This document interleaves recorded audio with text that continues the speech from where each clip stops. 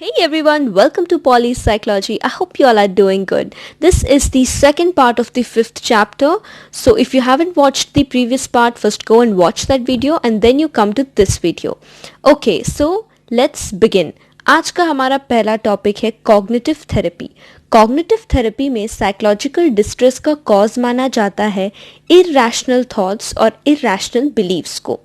तो यहाँ पर इस कॉग्निटिव थेरेपी के अंडर में हम दो थेरेपीज के बारे में देखेंगे, दो टाइप्स के, जो कि कॉग्निटिव के ही अंडर में आते हैं but both are a bit different. First is the rational emotive therapy. The rational emotive therapy or the RET is formulated by Albert Ellis. तो Albert Ellis ने rational emotive therapy दिया है और rational emotive therapy का जो central thesis है वो है कि जो भी irrational beliefs हैं it mediates between the antecedent events and their consequences. इसका मतलब है कि जितने भी irrational beliefs हैं मन में वो ये दो चीज़ों के बीच में ही घूमता है, दो चीज़ों के बीच में फंसा हुआ है. पहला एंटीसीडेंट इवेंट, मतलब कि कोई ऐसा ट्रिगर सिचुएशन रहा हुआ होगा उसके बाद बिलीफ हो गया, और दूसरा है consequences. Consequences generally negative emotions और बिहेवियर्स होता है. तो जो पहला स्टेप है इसमें वो है ABC एनालिसिस, मतलब कि एंटीसीडेंट बिलीफ कॉन्सिक्वेंस एनालिसिस. पहले हम देखते हैं कि कोई ना कोई एंटीसीडेंट इवेंट्स होंगे जिसके वजह से साइकोलॉजिकल डिस्ट्रेस हुआ और उस चीज़ को पहले नोट किया जाता है. उसके बाद क्लाइंट के इरैशनल बिलीव्स को समझने के लिए थेरेपिस्ट क्लाइंट से इंटरव्यू करते हैं और उसके बाद जो है कॉन्सिक्वेंसेस के बारे में अपने आप ही पता लग जाता है, क्योंकि जब एंटीसीडेंट इवेंट्स और बिलीव्स के बारे में पता लग गया तो कॉन्सिक्वेंसेस जो कि नेगेटिव इमोशंस और बिहेवियर हैं उसे चेंज करने में काफ़ी आसानी होती है. तो ये जो भी इरैशनल बिलीव्स है उसे जानने के लिए क्लाइंट के मन में जो भी इरैशनल थॉट्स एंड बिलीव्स हैं उसे जानने के लिए थेरेपिस्ट इंटरव्यू और क्वेश्चनेयर्स का इस्तेमाल करते हैं. और ये क्वेश्चनेयर्स जो होता है वो usually non directive questioning use करते हैं, जिसमें कि काफ़ी डायरेक्ट वे में नहीं पूछते कि आखिर प्रॉब्लम क्या है. वो थोड़ा सा क्वेश्चन को घुमा फिरा के सोचते हैं, क्योंकि जो इरैशनल बिलीफ है वो क्लाइंट के मन में एक ऐसा बिलीफ होता है जैसे कि all the must and should. उन्हें लगता है कि अगर ये चीज़ ऐसा है तो ये ऐसा ही होगा. सपोज कि एक बहुत ही इरैशनल सा थॉट उनके मन में होगा कि हर किसी को हर कोई पसंद करता है, मतलब लाइक अब 1% इज लाइक्ड बाय एवरीवन, चाहे वो कुछ भी कर जाए, और 1% must be loved by everyone, और I mean during all the times. Okay, एक पर्सन को हमेशा से हर कोई पसंद करेगा चाहे वो गलत हो. ऐसा तो नहीं हो सकता ना, कभी वो इंसान से कभी कोई गलती हो जाएगी, गलतियां तो इंसानों से होती है. तो हो सकता है कि किसी को उस पर गुस्सा आ जाए या कुछ हो जाए, लेकिन ऐसे जिन लोगों के साथ साइकोलॉजिकल डिस्ट्रेस हो रहा है, प्रॉब्लम्स हो रहा है, वो ये बात को नहीं समझ पाते हैं. इसी के लिए इसे इरैशनल बोला जाता है. तो इनके मन में सारा मस्ट और शुड वाले थॉट्स ही रहते हैं कि this should be like this must be like this, नहीं तो ये गलत है. तो ये सारी चीज़ों को ख़त्म करना होता है थेरेपिस्ट का काम, उसे ऑल्टर करना होता है. जो भी इरैशनल बिलीव्स है उसे वो कैसे मतलब चेंज कर सकते हैं, कैसे उनका फिलॉसफी लाइफ के बारे में चेंज होगा, ये होता है थेरेपिस्ट का काम. और ये वो करते हैं नॉन डायरेक्टिव क्वेश्चनिंग यूज़ करके. पहला स्टेप है ABC antecedent event belief consequence का एनालिसिस. एंटीसीडेंट इवेंट्स मतलब जो सिचुएशन ट्रिगर किया होगा उस बिलीफ को, और उसके बाद कॉन्सिक्वेंसेस, सारे नेगेटिव इमोशंस एंड बिहेवियर. उसके बाद थ्रू द यूसेज और by using the method of non directive questioning वो क्लाइंट के फिलॉसफी ऑफ लाइफ को चेंज करने की कोशिश करते हैं. उनका जो भी परसेप्शन है, जो भी इरैशनल थॉट्स एंड बिलीव्स है उसे वो चेंज करने की कोशिश करते हैं, रैशनल बिलीफ सिस्टम में लाने की कोशिश करते हैं जो लॉजिकल है बहुत, और इसी से ही उनका साइकोलॉजिकल डिस्ट्रेस कम हो सकता है. Aaron Beck's cognitive theory says कि जो भी साइकोलॉजिकल डिस्ट्रेस है it is characterized by anxiety and depression. मतलब किसी भी साइकोलॉजिकल डिस्ट्रेस में एंग्जाइटी और डिप्रेशन होना नेसेसरी है. सो उनका जो रीज़न है कि कॉज कहाँ से आया, ही सेज कि जो भी चाइल्डहुड एक्सपीरियंसेस हैं, फैमिली से मिला या सोसाइटी से मिला या जो भी सोशल सेटिंग्स आपके हो सकते हैं, वहाँ से बचपन से जो चाइल्डहुड एक्सपीरियंसेस बिल्ड होता है हमारा, उसमें से एक कोर स्कीमास डेवलप कर जाता है माइंड में। और यही कोर स्कीमास जो है it in your later life, वही they determine the beliefs and your action patterns. तो जो भी बचपन में आपके एक्सपीरियंसेस जिस भी टाइप्स के होंगे, उसी के अकॉर्डिंगली आपका कोर स्कीमास बनते जाएगा। और जैसे जैसे आप बड़े होते जाएंगे वो और भी डेवलप हो जाएगा, स्ट्रांग हो जाएगा। आपका बिलीफ और एक्शन पैटर्न उसी पे ही डिपेंड करेगा। फॉर एग्जाम्पल, बचपन में किसी बच्चे को पेरेंट्स ने इग्नोर किया, कोई रीज़न हो सकता है, पेरेंट्स का रीज़न हो सकता है, लेकिन बच्चा छोटा था, उसे समझ में नहीं आया कि क्यों इग्नोर हुआ, लेकिन उसे ऐसा लगने लगा कि ही और she they feel like they are not wanted by anyone. मतलब मैं बहुत ही एक अनवांटेड इंसान हूँ, मुझे कोई पसंद नहीं करता, मुझसे कोई प्यार नहीं करता। तो वो वाली जो कोर स्कीमा है वो बन गई थी, वो मन में रह गया था। लेटर लाइफ जब वो बड़ा हुआ, स्कूल गया, उसे कभी टीचर ने कुछ ऐसे कुछ मॉकिंग कर दिया या क्लास से निकाल दिया या समथिंग लाइक दैट, तो उसे वो ट्रिगर सिचुएशन जो है उस टीचर का, उसे इग्नोर करना या उसे क्लास से निकाल देना, वो बिलीफ जो है वो स्ट्रांग हो जाता है, वो इरेशनल बिलीफ कि सच में मुझे कोई प्यार नहीं करता, मुझे मतलब कोई पसंद नहीं करता, I am very much unwanted. और ऐसे ऐसे ये बढ़ता जाता है, उसे लगने लगता है कि मतलब जितने नेगेटिव थॉट्स आने लगते हैं कि मैं किसी काम के नहीं हूँ, मुझे कोई प्यार नहीं करता, और ये सारी जो ट्रिगर सिचुएशंस होते हैं, ट्रिगर इंसिडेंट्स होते हैं, ये बिलीव्स और एक्शन पैटर्न्स को डिटरमाइन करने लग जाते हैं। ये स्ट्रॉन्गर हो जाता है विद टाइम। तो इसी तरीके के इरेशनल बिलीव्स को हम कॉग्निटिव डिस्टॉर्शंस कहते हैं, और इसे डिसफंक्शनल कॉग्निटिव स्ट्रक्चर्स कहते हैं। डिसफंक्शनल कॉग्निटिव स्ट्रक्चर्स वो वेज ऑफ थिंकिंग है जो कि बहुत जनरल होता है, लेकिन वो रियलिटी में वो काफ़ी डेंजरस हो सकता है, क्योंकि वो आपको नेगेटिव इम्पैक्ट गिराता है आपके ऊपर। बिकॉज आप जितना नेगेटिव सोचेंगे, आपके साथ उतना नेगेटिव होता चला जाएगा, और ऐसा लगेगा जैसे कि सच में आप एकदम से अनवांटेड हैं। और ये रियल में गलत होता है। हो सकता है कि कभी कोई पर्सन बिजी है या कुछ है, तो आपको उसने कह दिया कि वेट करो, लेकिन आपको फिर से वो चीज़ एक इंसिडेंट ट्रिगर वाला हो जाएगा, ट्रिगर सिचुएशन हो जाएगा, और वापस से वो जो एक इरेशनल बिलीफ है वो आपका स्ट्रांग होगा। तो इसे डिसफंक्शनल कॉग्निटिव स्ट्रक्चर कहते हैं। थेरेपिस्ट क्वेश्चनिंग यूज़ करते हैं, जैसा कि प्रीवियस वाले थेरेपी में भी, प्रीवियस रैशनल इमोटिव थेरेपी में भी नॉन डायरेक्टिव क्वेश्चनिंग का इस्तेमाल करके थेरेपिस्ट उसके थॉट्स को चेंज करने की कोशिश करते हैं, बिलीव्स को चेंज करने की कोशिश करते हैं।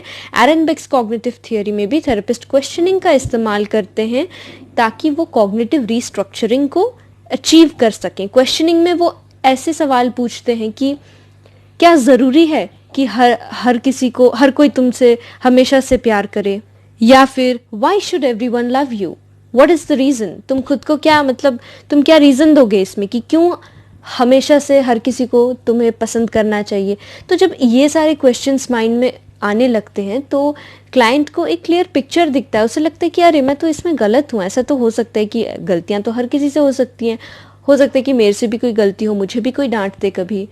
तो ये सब जो है वो माइंड में क्लियर होते चला जाता है। जो भी इरेशनल बिलीव्स होते हैं वो चेंज होकर के रैशनल हो जाते हैं, और ऐसे क्वेश्चनिंग करते करते ही काफ़ी हद तक मतलब क्लाइंट जो है वो सुधर जाता है, उनका कंडीशन। तो इसे कॉग्निटिव रीस्ट्रक्चरिंग कहते हैं। जैसे कि मतलब नेगेटिव और irrational thoughts they get changed into positive and rational ones. तो ये जो कॉग्निटिव का ये जो थेरेपी का ड्यूरेशन है वो काफ़ी शॉर्ट है, जैसे कि 10 से 20 सेशंस के अंदर हो जाता है। और साइकोडायनेमिक में जैसे थेरेपिस्ट शेयर नहीं करते कि वो क्या मेथड यूज़ कर रहे हैं और आपसे ये चीज़ें क्यों करवा रहे हैं, क्यों काउच में लाई डाउन करा के आपसे कह रहे हैं, ये सब वो शेयर नहीं करते। लेकिन यहाँ पर थेरेपिस्ट काफ़ी मतलब ओपन है अपने मेथड से क्लाइंट के साथ, क्योंकि वो डायरेक्टली उनसे क्वेश्चनिंग करते हैं और इसमें कोई साइकोडायनेमिक वाली अनकॉन्शियस वाली बात नहीं है। So it is very much clear ना। कॉग्निटिव बिहेवियर थेरेपी जो है ये एक बहुत ही ज़्यादा पॉपुलर हो रहा है, बहुत इफ़ेक्टिव भी है, क्योंकि wide range of psychological disorders को ठीक करने के लिए ये इफ़ेक्टिव है, इसी के लिए ये बहुत पॉपुलर है। यहाँ पे बेसिकली एक बायोसाइको सोशल अप्रोच अडॉप्ट करते हैं CBT में। बायोसाइको सोशल अप्रोच मतलब एरियाज से असेस किया जाता है प्रॉब्लम को। सपोजिंग बायोलॉजिकली क्या प्रॉब्लम है, बायोलॉजिकली मतलब बॉडीली आपका फिजिकल कोई प्रॉब्लम है तो वो देखते हैं। डिसऑर्डर्स के लिए साइकोलॉजिकल क्या प्रॉब्लम्स है, आपकी इमोशनल प्रॉब्लम्स है वो देखते हैं। सोशल में आपको क्या क्या कहाँ कहाँ दिक्कत आ रहा है, फैमिली के साथ रिलेशंस कैसा है, आपका वर्क प्लेस में रिलेशंस कैसा है। तो ये तीनों अप्रोचेस को मिला करके ये अपने टेक्निक सप्लाई करते हैं क्लाइंट में, और इसी के लिए ये बहुत ही सक्सेसफुल टेक्निक है। Now it combines cognitive therapy with behavioural techniques. तो आपके इमोशनल प्रॉब्लम से भी डील करते हैं, आपके जो भी रैशनल बिलीव्स हैं उसको चेंज करने के लिए वो हेल्प करते हैं, जो भी थेरेपीज टेक्निक्स होता है इसके अंडर में।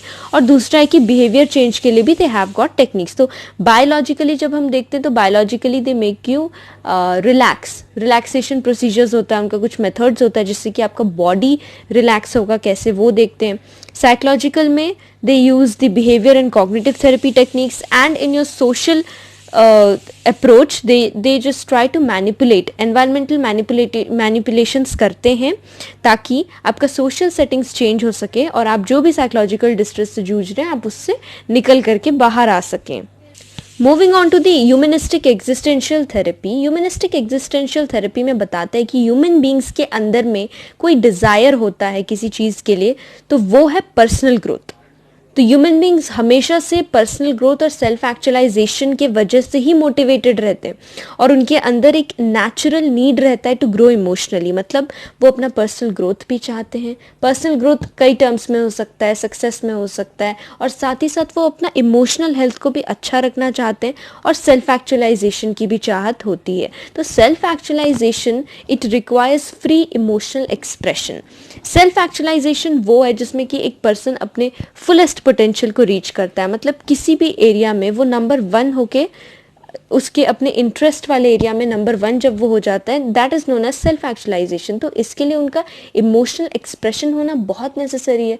सपोज किसी को किसी एक चीज़ में इंटरेस्ट है और अगर वो उस चीज़ को परस्यू करना चाहते हैं आगे जाके, तो वो उसमें मेहनत कर सकते हैं, लोगों को बता सकते हैं कि मेरा ये इंटरेस्ट है और मुझे इस चीज़ पर काम करना है। तो अगर वो उतना मेहनत करेंगे डे एंड नाइट, तो वो ज़रूर एक सेल्फ एक्चुअलाइज्ड पर्सन हो जाएंगे। लेकिन ज़्यादातर क्या होता है कि इमोशनल एक्सप्रेशन को एक्सेप्ट नहीं किया जाता है। मतलब हमेशा से लोग एक दूसरे को ओवर पार करने की कोशिश करते हैं, हमेशा से इम्पोज करने की कोशिश करते हैं, लोगों को अपना चॉइस का करियर परस्यू करने नहीं दिया जाता, तो एक इमोशनल एक्सप्रेशन नहीं हो पाता। मजबूरी में आके कोई काम किया, तो सेल्फ एक्चुअलाइजेशन ऐसे नहीं हो सकता जब हम मजबूरी में कोई काम कर रहे हैं। तो इस चीज़ के लिए इमोशनल एक्सप्रेशन बहुत ज़रूरी है, और जब ये इमोशनल एक्सप्रेशन नहीं हो पाता है तब वो साइकोलॉजिकल डिस्ट्रेस को लीड करता है। तो एग्जिस्टेंशियल थेरेपी के अंडर में एक logotherapy it is been given by Victor Frankl. Logotherapy में हम देखते हैं कि Victor Frankl he explains the process of meaning making. Logos यहाँ पर एक ग्रीक वर्ड है सोल के लिए, सोल। तो इसी के लिए लोगोथेरेपी का मतलब ही है कि ट्रीटमेंट फॉर द सोल, मतलब आत्मा को कैसे शांति पहुँचाना है, वो चीज़ के बारे में विक्टर फ्रैंकल बता रहे हैं। तो आत्मा को शांति पहुँचाने के लिए उन्होंने एक प्रोसेस ऑफ मीनिंग मेकिंग के बारे में बताया। उन्होंने बताया कि इसी प्रोसेस में there is the finding of spiritual truth of one's existence। मतलब the person वो उसके मन में क्वेश्चंस आते हैं, वो वर्क करता है और वो अपने अंदर के स्पिरिचुअल ट्रुथ को, अपने एग्जिस्टेंस के स्पिरिचुअल ट्रुथ को समझने की कोशिश करता है, जानने की कोशिश करता है। तो विक्टर फ्रैंकल बोलते हैं कि जैसा एक ह्यूमन माइंड में अनकॉन्शियस माइंड रहता है, वैसे ही एक स्पिरिचुअल अनकॉन्शियस भी है, और ये spiritual unconscious is the store house of love, aesthetic awareness, values और जितने भी अच्छे पॉजिटिव इमोशंस हैं हमारे, वो है ये स्पिरिचुअल अनकॉन्शियस में। तो जब स्पिरिचुअल एंग्जाइटीज़ होती है हमें, तब हमें एक मीनिंगलेसनेस का फील होता है। मतलब जब हमें अपने स्पिरिचुअल ट्रुथ, हमारे एग्जिस्टेंस का, हमारे वजूद का एक अध्यात्म ज्ञान नहीं प्राप्त हो जाता कि हम इंसान, मतलब इंसान का जो जीवन है वो क्या है, हमारा एम क्या है, हमें क्या करना चाहिए, जब ये सारे क्वेश्चंस का आंसर हम नहीं दे पाते हैं, तो it leads to spiritual anxieties. और ये स्पिरिचुअल एंग्जाइटीज़ की वजह से एक मीनिंगलेसनेस वाला फीलिंग होने लगता है मन में। ये meaninglessness it leads to existential anxiety. I mean इसी स्पिरिचुअल एंग्जाइटी को हम एग्जिस्टेंशियल एंग्जाइटी भी कहते हैं, क्योंकि it is that type of neurotic anxiety which is of the spiritual origin। तो जाहिर सी बात है कि विक्टर फ्रैंकल के थ्योरी में हमने स्पिरिचुअल अनकॉन्शियस के बारे में पढ़ा। जब अपने वजूद का स्पिरिचुअल ट्रुथ समझ में नहीं आता है तो माइंड में क्वेश्चंस पॉपअप करते हैं, उसके वजह से स्पिरिचुअल एंग्जाइटीज होता है विच लीड्स टू मीनिंगलेसनेस, और इसी स्पिरिचुअल एंग्जाइटी को हम एग्जिस्टेंशियल एंग्जाइटी भी कहते हैं because of the name of the therapy, existential therapy. तो existential anxiety, it is the neurotic anxiety of spiritual origin. यहाँ पर भी थेरेपिस्ट इज ओपन और वो अपने खुद के फीलिंग्स को शेयर करते हैं, खुद के वैल्यूज़ के बारे में शेयर करते हैं, उन्हें कितना मतलब ज्ञान है अपने बारे में वो बताते हैं क्लाइंट को, अपने एग्जिस्टेंस के बारे में वो क्या समझते हैं वो बताते हैं क्लाइंट से, और वो एक मतलब क्लाइंट के साथ बातचीत करके उन्हें ट्रीट करने की कोशिश करते हैं। इसी के लिए इस ट्रीटमेंट का नाम जो लोगोथेरेपी है, it is the treatment for the soul, आत्मा की शांति के लिए। आत्मा को आप कैसे बिल्डअप करेंगे वो इसमें ये थेरेपी में इंक्लूडेड है। दूसरा therapy under the humanistic existential therapy is client centred therapy. It is given by Karl Rogers, और इसमें हम देखते हैं कि concept of self, choice, freedom with choice, ये सारे कॉन्सेप्ट्स को ज़्यादा इंपॉर्टेंस दिया गया है। और इस थ्योरी में बेसिकली इस काइंड ऑफ थेरेपी में बेसिकली थेरेपिस्ट का काम होता है कि क्लाइंट को एक एनवायरनमेंट प्रोवाइड करे जो कि बहुत ही वार्म हो, एक्सेप्टिंग हो, थेरेपिस्ट के अंदर अनकंडीशनल पॉजिटिव रिगार्ड हो। और थेरेपिस्ट का जो क्लाइंट सेंटर्ड थेरेपी में रोल होता है वो ये होता है कि वो क्लाइंट की बातों को रिफ्लेक्ट करने की कोशिश करते हैं। सपोज क्लाइंट ने एक स्टेटमेंट कहा या कोई बात कही तो वो उसे वापस से उनके मन से डिटेल में पूछने के लिए बोलेंगे, वापस से वो रिपीट करेंगे उस सेंटेंस को। अच्छा तुमने ऐसा कहा, तो फिर से क्लाइंट रिफ्लेक्ट करेगा कि हाँ मैंने ऐसा इसलिए कहा क्योंकि, the reason will be provided. तो वो रिफ्लेक्ट करने की कोशिश करते हैं। एक सेंटेंस के बाद वो दोबारा से क्लाइंट से वही सेम सेंटेंस वो बोलेंगे और बोलेंगे is it like this, then the client will explain. तो इससे क्या होता है कि क्लाइंट को अपने बारे में, खुद के बारे में ना बहुत इन्फॉर्मेशन होने लगता है, एक इंसाइट होने लगता है कि मतलब मेरे अंदर जो प्रॉब्लम्स है वो कहाँ पर है। जैसा प्रीवियस थेरेपीज में थेरेपिस्ट इरेशनल थॉट्स को कन्वर्ट करने की कोशिश करते हैं रैशनल बिलीफ सिस्टम में, यहाँ पर भी कुछ ऐसा ही है। यहाँ पर थेरेपिस्ट कुछ मतलब थोपते नहीं या इम्पोज नहीं करते, वो बस उन्हें एक एनवायरनमेंट देते हैं जिसमें क्लाइंट ज़्यादा से ज़्यादा अपने बारे में शेयर कर सके। वो खुद ही अपना हीलिंग क्लाइंट खुद कराते हैं, खुद बोल के खुद शेयर करते हैं, और तभी उन्हें एक मतलब समझ में आने लगते हैं कि आखिर सीन क्या चल रहा है उनके लाइफ का। और थेरेपिस्ट का काम होता है कि एक गाइड, एक फैसिलिटेटर की तरह एक्ट करना। तो इसी टेक्निक से क्या होता है, धीरे धीरे क्लाइंट को अपना रियल सेल्फ बनने में मदद हो जाता है, और तभी थेरेपी ख़त्म हो जाती है क्योंकि क्लाइंट को पता चल जाता है प्रॉब्लम्स क्या है और कहाँ से प्रॉब्लम हो रहा है, किस चीज़ में लैक हो रहा है उसका अटेंशन। तो ये सब बात जब समझ में आने लगती है तो क्लाइंट अकॉर्डिंगली एक्ट करते हैं और फिर उन्हें रियल सेल्फ में इंटीग्रेट होने में वक्त नहीं लगता। Last one under the humanistic existential therapy is the Gestalt therapy. Gestalt therapy दिया है फ्रेडरिक पर्ल्स और उनकी वाइफ लॉरा पर्ल्स ने। ये एक जर्मन वर्ड, गेस्टॉल्ट एक जर्मन वर्ड है जिसका मतलब है कि होल, मतलब एवरीथिंग, होल, WHOLE। इसमें इस वाले मेथड में, साइकोथेरेपी वाले मेथड में, एक सेल्फ अवेयरनेस और सेल्फ एक्सेप्टेंस को इंक्रीज करने का कोशिश किया जाता है क्लाइंट का।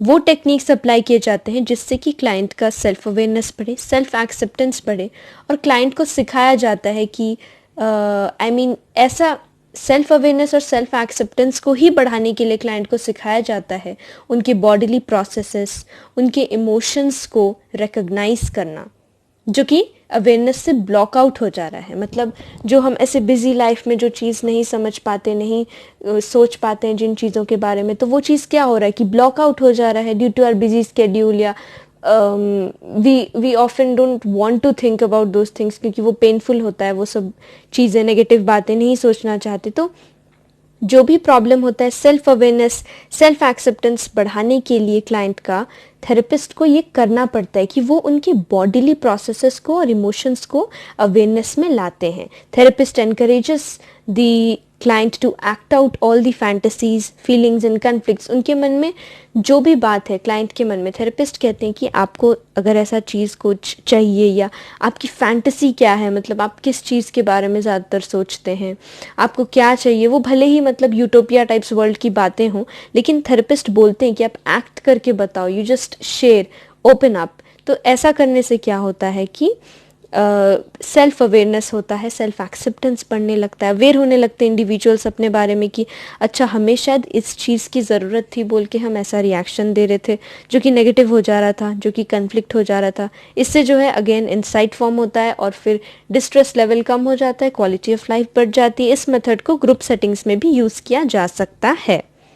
Moving on to the biomedical therapy. Biomedical therapy के अंडर में हम पढ़ते हैं कि जो भी मेडिसिन है साइकोलॉजिकल डिसऑर्डर्स के लिए हो या डिस्ट्रेसेस के लिए हो, मेडिसिन्स जो मेन ये वर्ड है, it is been given by psychiatrist only. जो मेडिकल डॉक्टर्स हैं जिन्होंने एमबीबीएस किया, उसके बाद 2 साल के बाद उन्होंने जो भी स्पेशलाइजेशन की, उसके बाद ही वो साइकेट्रिस्ट बने।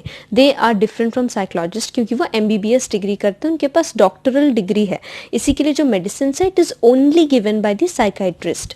और हम देखते हैं कि कुछ सीवियर मेंटल डिसऑर्डर्स होते हैं, उसमें भी ड्रग्स दिया जाता है, एंटी साइकोटिक ड्रग्स जिन्हें हम कहते हैं। बेसिकली वो स्कीजोफ्रेनिक डिसऑर्डर्स या फिर बाइपोलर डिसऑर्डर्स में ये सब एंटी साइकोटिक ड्रग्स लेते हैं। कुछ कॉमन डिसऑर्डर्स भी हो जाते हैं जैसे डिप्रेशन हुआ, एंग्जाइटी हुआ, उसके लिए भी ड्रग्स दिया जाता है। लेकिन ये जो ड्रग्स है उसके बहुत सारे साइड इफ़ेक्ट्स होते हैं, इसी के लिए ड्रग्स को प्रेस्क्राइब करना तो एक पॉइंट है ही, लेकिन मेडिकेशन जो भी चल रहा है आपका वो मतलब प्रॉपर एक सुपरविजन के अंडर में ही होना नेसेसरी है। जो भी आप मेडिकेशन ले रहे हैं, जो भी ड्रग्स ले रहे हैं, किसी भी टाइप का डिसऑर्डर हो सकता है, ड्रग्स मतलब मेडिसिन यहाँ पे, इन्हें एंटी साइकोटिक ड्रग्स कहते हैं, माइल्डर ड्रग्स कहते हैं, दीज आर ऑल मेडिसिन्स। तो जो भी ये मेडिकेशंस होता है उससे एक प्रॉपर स्ट्रिक्ट मेडिकल सुपरविजन में लेना ही अलाउड है। आप अपने मन से नहीं ले सकते क्योंकि इसके बहुत ही ज़्यादा सीरियस साइड इफ़ेक्ट्स होते हैं। इसी के अंडर में एक टॉपिक है इलेक्ट्रोकन्वल्सिव थेरेपी, यानी कि वो चीज़ जो हर किसी को लगता है कि किसी को भी मेंटल प्रॉब्लम हो गई तो उन्हें शॉक्स दिया जाएगा, एकदम से गलत है, एकदम से रॉन्ग स्टेटमेंट है। इलेक्ट्रोकन्वल्सिव थेरेपी में बेसिकली एक माइल्ड इलेक्ट्रिक शॉक दिया जाता है बाय वे ऑफ इलेक्ट्रोड्स का इस्तेमाल करके एकदम से माइल्ड इलेक्ट्रिक शॉक दिया जाता है पेशेंट को, जहाँ पे कि उसके ब्रेन को वो शॉक जाए और वो कन्वर्शंस मतलब वो काम करना शुरू करे। क्योंकि ऐसा हो जाता है कि कुछ डिसऑर्डर्स में some parts of the brain they don't function properly. उस चीज़ को इनिशिएट करने के लिए माइल्ड इलेक्ट्रिक शॉक दिया जाता है, और ये कोई साइकोलॉजिस्ट या काउंसलर ऐसे नहीं देते, ये ओनली मेडिकल डॉक्टर्स जो साइकाइट्रिस्ट हैं वो ही ये शॉक्स दे सकते हैं। और ये बिल्कुल भी रूटीन ट्रीटमेंट नहीं है कि अगर आपका किसी भी तरीके का प्रॉब्लम हुआ तो आपको डायरेक्टली इलेक्ट्रिक शॉक्स दिया जाएगा, नहीं। पहले ड्रग्स दिया जाता है, मेडिसिन दिया जाता है, अगर ये मेडिसिन काम ना करे तो ही बीच बीच में पेशेंट्स को ईसीटी का थेरेपी दिया जाता है, जो कि इलेक्ट्रोकन्वल्सिव थेरेपी बोलते हैं, उसमें माइल्ड इलेक्ट्रिक शॉक्स दिया जाता है।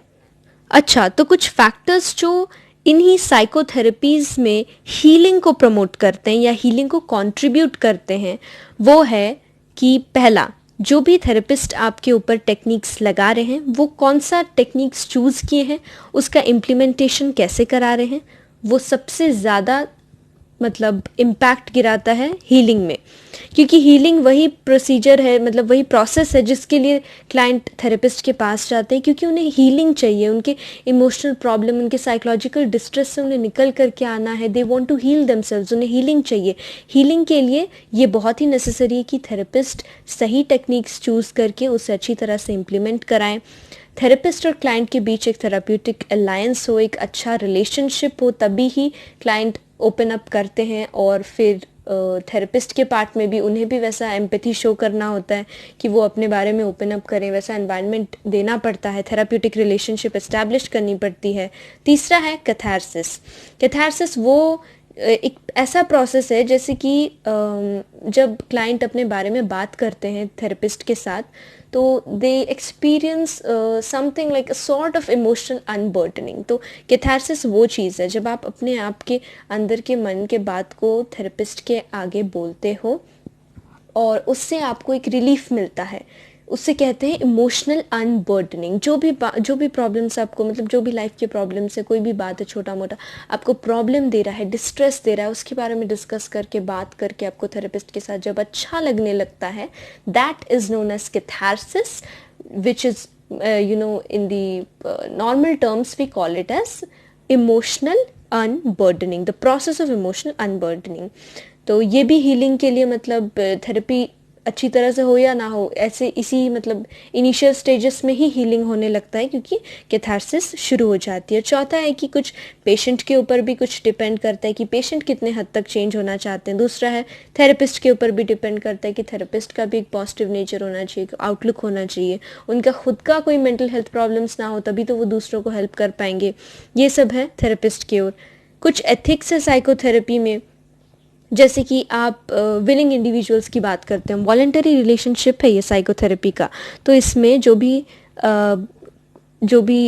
क्लाइंट हैं उनका इन्फॉर्म्ड कंसेंट बहुत ही ज़्यादा ज़रूरी है। आप उनके ऊपर कुछ भी टेक्निक्स नहीं लगा सकते, आपको उनसे परमिशन लेना होगा, उसके बाद ही आप उन पे टेक्निक्स लगा सकते हैं। दूसरा है कि थेरेपिस्ट को एक कॉन्फिडेंशियलिटी मेंटेन करना पड़ता है, और जो भी थेरेपीज़ वो अप्लाई कर रहा है, जो भी टेक्निक्स अप्लाई कर रहा है थेरेपिस्ट, उसमें जो मेन एम है, जो गोल है, वो होना चाहिए कि क्लाइंट का कैसे बेटरमेंट, उसका कैसे क्वालिटी ऑफ लाइफ इंप्रूव होगा, उसका साइकोलॉजिकल डिस्ट्रेस कैसे कम होगा। और है कि जैसे ह्यूमन राइट्स के लिए रिस्पेक्ट होना, डिग्निटी होना, ये सारी चीज़ें एथिक्स ऑफ साइकोथेरेपी हैं ना। Apart from all those therapies like psychodynamic, behaviour, cognitive, humanistic, existential, biomedical, alternative therapies are also there. Alternative therapies वो कन्वेंशनल मतलब मेडिकल रिलेटेड थेरेपीज बेसिकली नहीं है, ये कोई भी कर सकता है, of course under proper training guide. आप ये सारे मेथड्स यूज़ कर सकते हैं जितने भी साइकोलॉजिकल डिस्ट्रेस को कम करने के लिए, डिप्रेशन, एंजाइटी, कुछ भी है। तो इसमें सबसे पहला मेथड है जैसे कि योगा को बहुत प्रमोट किया जा रहा है। Yoga, meditation, very excellent method, I should say, excellent method to fight all the psychological distresses, yoga and meditation। Sudarshan क्रिया योग, कुंडलिनी योग के बारे में भी बताया गया है। बेसिकली कुंडलिनी योग में योगा का कुछ जैसे प्राणायाम या फिर ब्रीदिंग टेक्निक्स समझ लो, ब्रीदिंग टेक्निक्स होता है विद द चैंटिंग ऑफ मंत्रा कुछ डिफरेंट पोजेस में, तो उसे कुंडलिनी योग कहते हैं। वो अंदर की एनर्जी को जगाने में मदद करता है। सुदर्शन क्रिया योग में भी कुछ डिफरेंट आसनास होते हैं ब्रीदिंग टेक्निक से, वो बॉडी को स्ट्रॉन्ग बनाता है, मेंटली स्ट्रॉन्ग बनाता है, जिससे कि आप डिप्रेशन या साइकोलॉजिकल डिस्ट्रेस है उससे फाइट कर सकते हैं। तो ये सारी थी ऑल्टरनेटिव थेरेपीज़। और सुदर्शन क्रिया योग को तो मतलब साइंटिफिकली भी माना जा रहा है, निमहांस ने भी इसे प्रूव किया है कि ये डिप्रेशन को कम करने में काफ़ी हद तक सफल रहा है। तो ये सारे कुछ ऑल्टरनेटिव थेरेपीज़ थे। Now rehabilitation of the mentally ill, जितने भी मेंटली इल लोग हैं उन्हें हम ऐसे ही नहीं छोड़ सकते, क्योंकि बेसिकली जो फर्स्ट एम है वो है कि साइकोलॉजिकल डिस्ट्रेस को ख़त्म करना, उनकी डिजीज़ को उनके लाइफ से भगाना, पहला एम वही है। लेकिन क्वालिटी ऑफ लाइफ को भी इम्प्रूव करके आप ये सारी चीज़ें कर सकते हैं, क्योंकि जब क्वालिटी ऑफ लाइफ अच्छा हो जाता है तब आपको usually anxieties, depression, psychological stresses ये सब नहीं होता। तो first method is occupational therapy. जो भी मेंटली इल पर्सन्स हैं उनको मतलब वो जब ठीक हो जाएंगे तो उन्हें ऑक्यूपेशनल थेरेपीज़ का लेना एक मेथड हो सकता है जिससे कि वो फाइट कर सकते हैं उन सारी चीज़ों से। तो ऑक्यूपेशनल थेरेपी में कुछ स्किल्स उन्हें सिखाया जाता है, जैसे candle making, paper bag making, weaving. इससे उनका वर्क डिसिप्लिन इम्प्रूव होता है। सोशल स्किल्स ट्रेनिंग दिया जाता है जिससे कि उन्हें इंटरपर्सनल स्किल्स को डेवलप करना सिखाते हैं, और ऐसा वो करते हैं रोल प्लेज, इमिटेशन, इंस्ट्रक्शन दे के, मतलब कुछ ड्रामा कराया, उन्हें कुछ इंस्ट्रक्शन दिया, उन्हें कहा कि ऐसा ऐसा करना है आपको। तो वो क्या है कि एक सॉर्ट ऑफ गेम की तरह वो उन्हें लेते हैं, लेकिन वो उनके इंटरपर्सनल स्किल्स को डेवलप करने में मदद करता है। इसे कहते हैं सोशल स्किल्स ट्रेनिंग। तीसरा है कॉग्निटिव रीट्रेनिंग। उनके अटेंशन, मेमोरी, एग्जीक्यूटिव फंक्शंस को इम्प्रूव करने के लिए कुछ टेक्निक्स अप्लाई किए जाते हैं। Last is the vocational training. जब ये सारी ट्रेनिंग्स हो जाती है, जब वो बहुत इम्प्रूव कर चुके होते हैं, तब ये वोकेशनल ट्रेनिंग अप्लाई किया जाता है। यहाँ पर कुछ ऐसे स्किल्स सिखाए जाते हैं जिससे कि वो उसे यूज़ करके कुछ एम्प्लॉयमेंट कर सकें, कुछ प्रोडक्टिव एम्प्लॉयमेंट कर सकें, जिन्हें कि जिससे कि वो कुछ पैसा भी कमा पाएंगे। जैसे कि कोई भी वोकेशनल ट्रेनिंग लिया, कोई कोर्स कराना हुआ, तो ऐसे वो अपने लाइफ में मतलब उनका डिस्ट्रेस से भी फाइट कर सकते हैं, वो इंटरपर्सनल स्किल्स के बारे में भी सीख लेते हैं, डेवलप करते हैं उस चीज़ को, और साथ ही में एक ऑक्यूपेशन वाली चीज़ भी वो समझ लेते हैं, यानी कि वोकेशनल ट्रेनिंग के बाद उनका एम्प्लॉयमेंट भी हो जाता है, तो इससे क्वालिटी ऑफ लाइफ भी इम्प्रूव हो जाती है। So that's all for today. I hope you all liked the video. Please don't forget to give it a thumbs up and please subscribe to my channel. I hope you all are having a good study time. Thank you for watching. Bye bye.